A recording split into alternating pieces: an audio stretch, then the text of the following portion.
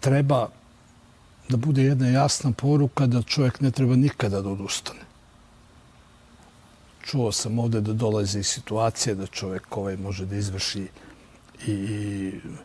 i neko suicidno delo, mora da se bori, da prevaziđe to, razmišlja se o tome. Kad postanete teret porodici, onda shvatite da je možda i to rešenje.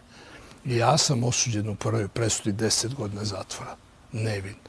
Onda možete da zamislite koji je sad koja je to situacija, koja je to razmišljanje kad dobijete 10 godina ni za šta. I onda kažete, meni treba porodica 10 godina da dolazi u posetu, da donosi hranu, jer nije bilo hrane u zatvoru za mene.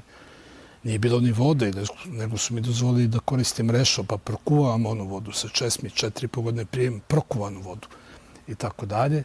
Ali u svakom slučaju poruka je život je neprestana borba i treba se boriti za svoje mesto na ovom svetu. Bili ste divni sagovornici. Hvala vam puno. Mislim da su mnogi mogli da čuju poučne